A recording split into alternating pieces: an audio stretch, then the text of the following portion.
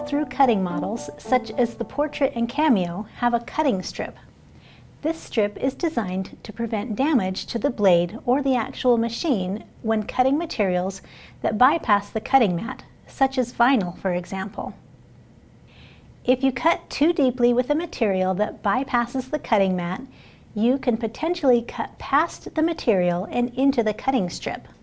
The cutting depth is controlled by two things: the blade setting, which is how much of the blade is exposed, and the force setting found in the software, which controls how hard the blade is being pushed down. Always make sure that the cutting depth is such that it is cutting through the material properly, but not so deeply that it continues through the material and into the cutting strip. If such is experienced, you will need to check and adjust your blade and force settings to the lowest possible settings where your material is still cut through properly, but not cutting into the strip.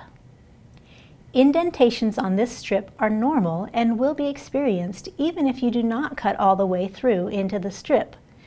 The cutting strip will be naturally indented with cutting passes performed.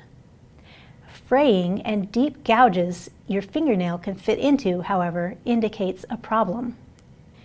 To replace the cutting strip, disconnect the power cable and the USB cable from the machine.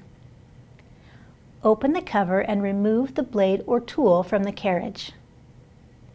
Move the carriage all the way over to the right-hand side of the machine.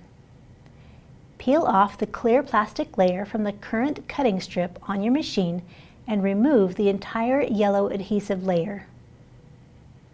Use rubbing alcohol or other adhesive remover that is placed on the tip of a cotton swab or paper towel to wipe off any residual adhesive or debris from the cutting strip area.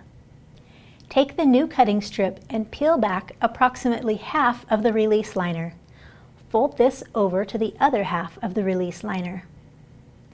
Before we apply this new cutting strip, keep in mind that while adhering, you'll need to make sure that the strip lays completely flat and straight so that it fits entirely within the groove.